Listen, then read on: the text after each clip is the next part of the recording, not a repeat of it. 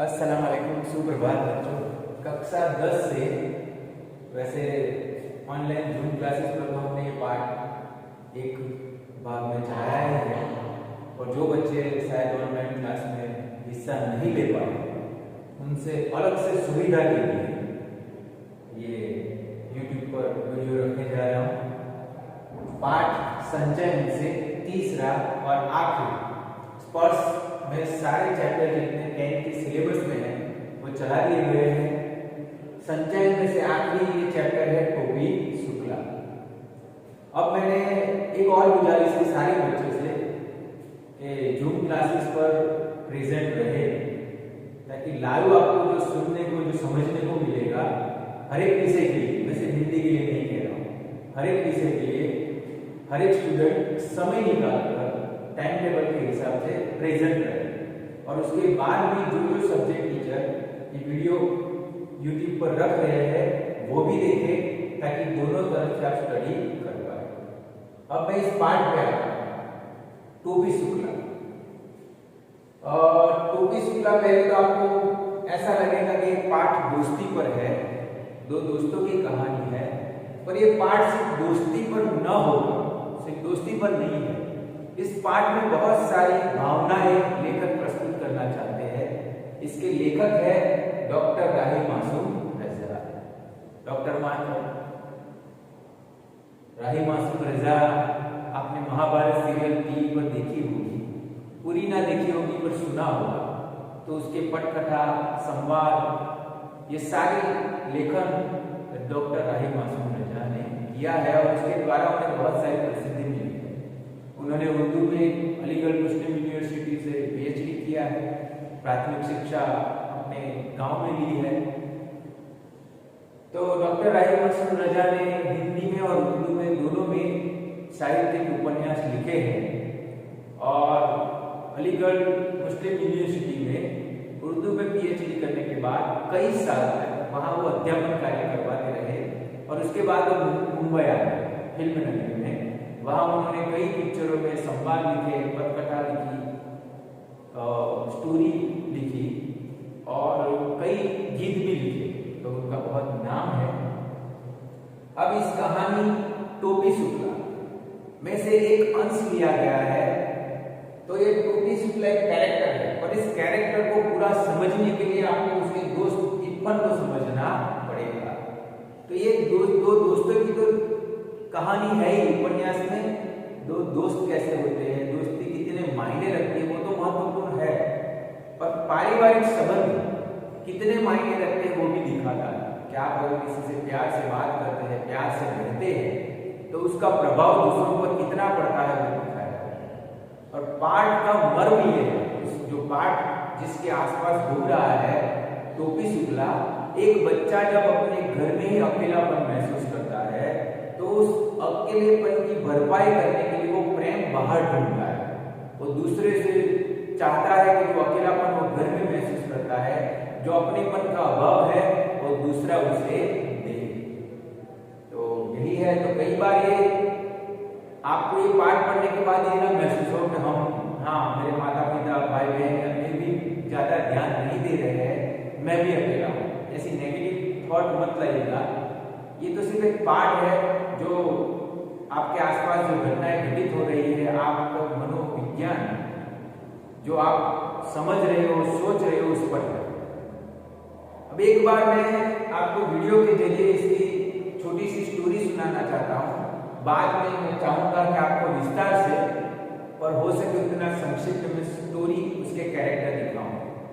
तो इसके पात्र इस प्रकार है। पहले तो इसका शीर्षक है टोपी शुक्ला, वो, और टोपी शुक्ला और इप्पन की दोस्ती जब टोपी शुक्ला चौथी कक्षा में था तब से है। तो टोपी शुक्ला के पिता है भृगु नारायण शुक्ला, टोपी शुक्ला की माँ है राम दुलारी, टोपी शुक्ला की दादी है सुभद्रा देवी, टोपी शुक्ला के घर में नौकरानी है सीता, इप्पन के पिता है सैयद मुर्तुजा, और इप्पन की दादी।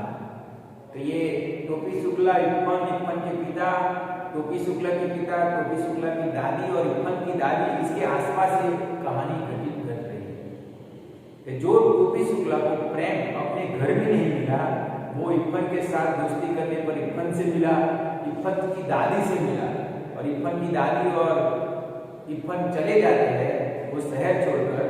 तब उसे घर की नौकरानी, टोपी शुक्ला के घर की बूढ़ी नौकरानी सीता, उससे मिलता है। उसकी गोद में सर रखकर रो लेने से उसका मन हल्का हो जाता है। एक बार संक्षिप्त में ये कहानी आप सुन लीजिए, उसके बाद मैं विस्तार से आपको कहानी सुना रहा हूं। इस कहानी में दो बच्चों के बाल्यकाल का वर्णन किया गया है। एक का नाम बलभद्र नारायण शुक्ला है और दूसरे का सैयद जरगाम मुर्तजा है। एक को टोपी कहा गया है और दूसरे को इफ्फन। इफ्फन के दादा और परदादा बहुत प्रसिद्ध मौलवी थे। उसकी दादी एक जमींदार की बेटी थी। उन्होंने बचपन में बहुत दूध दही खाया पिया था, परंतु जब वे शादी के बाद लखनऊ आई तो उन्हें बहुत दिक्कतों का सामना करना पड़ा। उन्हें शादी ब्याह में होने वाला गाना बजाना बहुत पसंद था, परंतु मौलवी के घर में इन सब बातों की मनाही थी। इफ्फन की दादी ने अपना ये शौक इफ्फन के पैदा होने पर पूरा किया, क्योंकि तब तक मौलवी साहब अर्थात इफ्फन के दादा का देहांत हो गया था। इफ्फन का लगाव अपनी दादी से सबसे अधिक था। उनके अब्बू कभी ये नहीं चाहते थे कि इफ्फन अपनी दादी की पूर्वी बोली बोले, लेकिन इफ्फन और उसके दोस्त टोपी को पूर्वी बोली बहुत पसंद थी। टोपी एक हिंदू परिवार का था और उसके दो भाई थे। टोपी के पिता एक जाने माने डॉक्टर थे। एक दिन टोपी ने बैंगन का भरता मांगने के लिए इफ्फन के घर से सीखा हुआ शब्द अम्मी अपने घर में बोल दिया। उसके घर में मानो तूफान सा आ गया। उसे बहुत मार पड़ी। टोपी को अपनी दादी सुभद्रा देवी बिल्कुल पसंद नहीं थी, क्योंकि वह बहुत कड़क मिजाज की थी। टोपी की अक्सर डांट पड़ती रहती थी। कभी उसका बड़ा भाई छोटी शिकायत लगा देता था तो कभी छोटा भाई कॉपियां फाड़ देता था। वह अपना सारा दुखड़ा इफ्फन के साथ ही बांटता था। 10 अक्टूबर सन 45 को इफ्फन के पिता का तबादला मुरादाबाद हो गया। टोपी बहुत अकेला हो गया और उसने कसम खाई कि अब वो कभी किसी ऐसे लड़के से दोस्ती नहीं करेगा जिसके पिता का तबादला हो जाए। टोपी एक दिन फिर उसी सरकारी घर में चला गया, परंतु अब वहां दूसरे कलेक्टर का परिवार रहने लगा था। कलेक्टर के 3 लड़के थे, पर तीनों लड़कों ने टोपी को खास तक नहीं डाली, बल्कि एक लड़के ने तो टोपी को अपने कुत्ते से कटवा दिया और टोपी के पेट में 9 सुइयां लगी। अब टोपी का लगाव घर की बूढ़ी नौकरानी से बढ़ गया था, क्योंकि अब सिर्फ वही थी जो उसे समझती और प्यार करती थी। टोपी शुक्ला 9वीं कक्षा में 2 बार फेल हो गया था। एक बार घर के कामों से वह पढ़ नहीं पाया और दूसरी बार उसे टाइफाइड हो गया था। घर और स्कूल में सभी उसका मजाक उड़ाने लगे। स्कूल में तो अध्यापक कई बार उसके नाम का उदाहरण देने लगे। उम्र में सबसे बड़े होने के कारण कक्षा में उसका कोई मित्र भी नहीं बन पाया था जिससे वह अपना दर्द बांट सकता। अब टोपी ने निश्चय किया कि इस साल कोई भी परेशानी आए पर वह मन लगाकर पढ़ेगा। उसी वर्ष उसके पिता चुनाव में खड़े हो गए। इस बार फिर से टोपी के लिए घर का वातावरण पढ़ने लायक नहीं था। पिता तो चुनाव में हार गए और उनकी जमानत जब्त हो गई, परंतु इस बार टोपी 3rd डिवीजन में पास हो गया। सुभद्रा देवी ने व्यक्त भरी वाणी में टोपी के तीसरे प्रयास में तीसरी श्रेणी में पास होने की बधाई दी।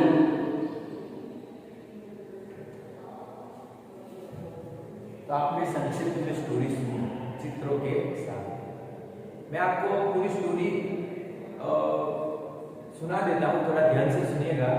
कि टोपी शुक्ला एक पात्र है जो अपने आप, उसके घर में भी 2 भाई हैं उससे बड़े, मुन्नी बाबू और भैरव। मुन्नी बाबू उससे बड़े और उन उन दोनों से बड़ा है भैरव। टोपी शुक्ला घर में सबसे छोटा है। पिता भृगु नारायण शुक्ला शहर के सबसे जाने माने वकील है, एडवोकेट है। माता राम दुलारी और दादी है सुभद्रा देवी। सुभद्रा देवी हिंदू परिवार के नियमों को, संस्कारों को मानने वाली दादी है। स्वभाव में कड़क है। वो चाहती है कि जिस तरह एक हिंदू परिवार रूढ़िवाद की तरह चले, वैसे ही वो सब परिवार को चलाना चाहती है। माता राम दुलारी का टोपी शुक्ला की दादी के आगे कुछ चलता नहीं था, तो टोपी शुक्ला अपने घर में ही खुद को अकेला समझता है। वो चौथी कक्षा में होता है तो वहां नए कलेक्टर साहब आते हैं। कौन? सैयद मुर्तजा हुसैन। उनका लड़का है इब्बन। अब चौथी कक्षा में पढ़ते हुए टोपी शुक्ला की दोस्ती इब्बन से हो जाती है। अब इब्बन की दादी का परिचय दे देता हूं कि इब्बन के पिता कलेक्टर मतलब पढ़ा लिखा इंसान, ऊंचे ओहदे वाला। तो इब्बन के पिता कभी नहीं चाहते कि इब्बन अपनी दादी जैसी बोली बोले या दादी जैसा बोले। वो चाहते थे कि बेटा मेरे जैसा बोले।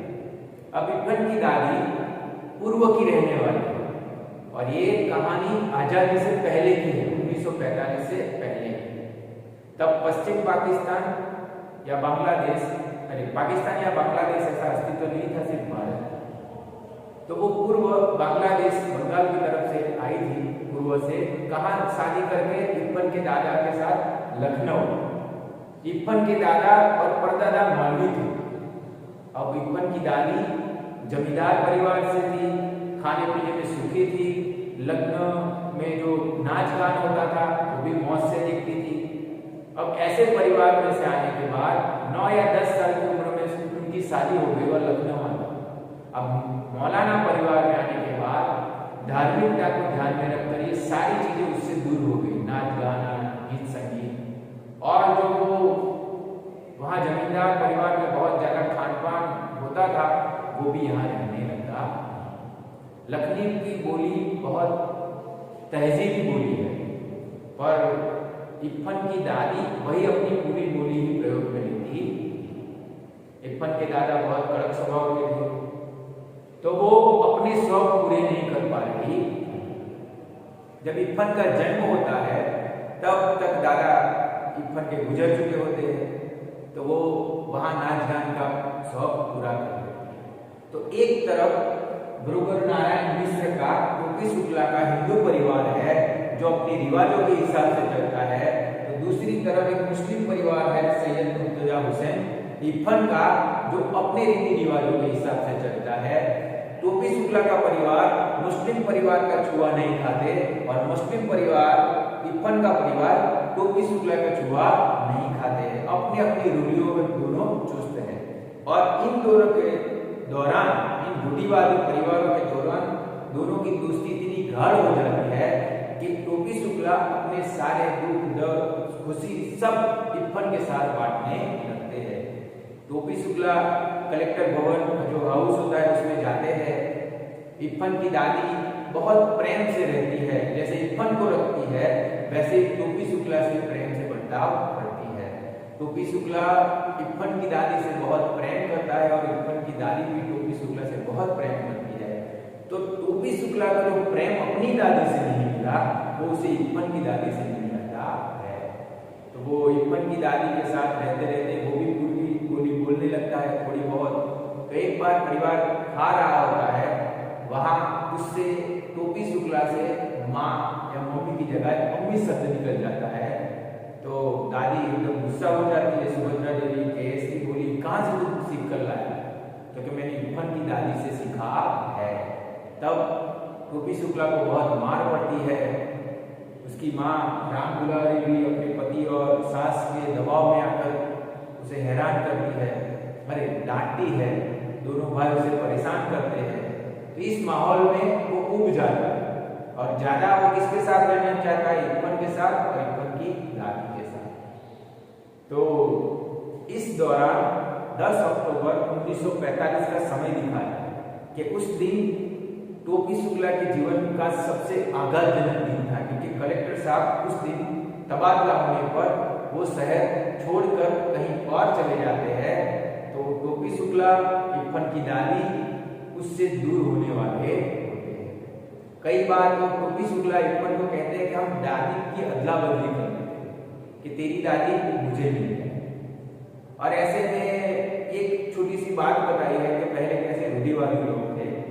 इप्पन के दादा अपनी वसीयत में लिख के गए थे कि मुझे करबला में दफना है, और इप्पन की दादी के जब बूढ़ी हो चुकी आखिरी वक्त था तब तक तो वो ये भी भूल चुकी थी कि वो कहाँ की रहने वाली है। क्यों? क्योंकि 1947 में जब भारत का बंटवारा हुआ, एक तरफ पूर्व पाकिस्तान और एक तरफ पश्चिम पाकिस्तान की रचना हुई, और इप्पन की जो दादी का जो परिवार था वो कराची चला गया रहने, तो उनका घर कस्टोडियन में चला गया। कस्टोडियन मतलब कि जो घर लावारिस है वो सरकार इस तक चला जाता था, तो चला गया। तब इप्पन की दादी को पूछा गया कि आपको कहाँ ले जाए, तो वो चाहती थी कि उसे अपने वतन दफनाया जाए, और उसे ये भी याद नहीं रहा कि वो कहाँ की थी, कौन से गांव की, कुछ याददाश्त रही नहीं। इप्पन की दादी जब गुजर जाती है तो टोपी शुक्ला के मुंह से अचानक वेदना प्रकट होती है और कहती है कि इप्पन काश तुम्हारी दादी जिंदा रहती और मेरी दादी गुजर जाती, क्योंकि उसके दादी का प्रेम कहाँ से मिलता है? इप्पन की दादी से मिलता है। 10 अक्टूबर 1945 को जब इप्पन के पिता का तबादला होता है और वो लोग शहर छोड़ जाते हैं, तब टोपी शुक्ला तय करता है कि अब के बाद वो किसी से दोस्ती करेगा नहीं। क्यों? क्योंकि इप्पन से जुदा होना उसे बहुत खलता है। बाद में नए कलेक्टर आते हैं, और इसी दुख में, इप्पन के जाने के दुख में, उसकी दादी के जाने के दुख में, वो कक्षा में 9वीं कक्षा में फेल हो जाता है। 2 बार फेल हो जाता है। एक बार जब उसके पिता इलेक्शन में थे तो घर में ठीक से पढ़ाई नहीं हुई, इलेक्शन लड़ रहे थे, और दोनों भाई भी जब पढ़ता है तो कॉपी फाड़ देते, उसे परेशान करते हैं। दूसरी बार उसे टाइफाइड हो जाता है, और एक तो इप्पन चला जाता है। इन सारी परेशानियों में एक ही कक्षा में 2 बार फेल हो जाता है। फिर उसके नीचे के जो बच्चे थे छोटे छोटे, उनके साथ उसे बैठना पड़ता है, और वो थोड़ा दुखदायक है कि आप में से कई लोगों ने भुगता होगा, 1-2 लोगों ने तो हम एक ही कक्षा में 1 साल रहे होंगे, तो उसे इस दुख का अंदाजा होगा। अब इप्पन ये सोचता है कि अब वो किसी से दोस्ती करेगा नहीं। नए कलेक्टर साहब आते हैं, उनके 3 बेटे हैं, तो टोपी शुक्ला अनायासी कलेक्टर भवन में चला जाता है। तो वहाँ का चपरासी माली टोपी शुक्ला को जानते हैं, आने देते हैं। पर जो नए कलेक्टर साहब है, उनके 3 बेटे टोपी शुक्ला में कोई रुचि रखते नहीं है, उसे कोई भाव नहीं देते। उल्टा छोटा जो लड़का होता है वो कुत्ता दौड़ा देता है, टोपी शुक्ला को कुत्ता काटता है, इंजेक्शन पेट में लेने पड़ते हैं, तो उसका मन भर जाता है, वो फिर कभी उतर जाता नहीं है। वो आगे मैंने कहा एक ही कक्षा में 2 बार फेल हो जाता है, टीचर उसकी उपेक्षा करते हैं, कोई आंसर देना चाहता ही है तो मजाक में कहते हैं कि इस साल नहीं अगले साल देना, क्योंकि हमें विश्वास है कि तो अगले साल भी इसी कक्षा में होगा। इन सारी कठिन परिस्थितियों का सामना करते करते हुए भी एक दिन अब्दुल रहमान करके एक लड़का है, वो उसका मजाक उड़ाता है, तब वो ठान लेता है कि कैसे भी करके मुझे इस साल पास हो जाना है। वो बहुत मेहनत करता है, उसके पिता इलेक्शन हार जाते हैं, पर वो तीसरी डिवीजन में पास हो जाता है। पर इस पर भी टोपी शुक्ला की दादी उसे ताना ही देती है, पास तो हुआ पर तीसरी कक्षा में ही पास हुआ ना। तो ऐसे एक टोपी शुक्ला एक बच्चे की कहानी है। आप एक बार पाठ को ध्यान से पढ़िएगा, जूम क्लासेस पर आप आइएगा, और ये वीडियो भी आप थोड़ा ध्यान से देखिएगा। तो मैं आशा करता हूँ कि इस पाठ को आप समझ पाए होंगे और एग्जाम में उसके प्रश्न को उत्तर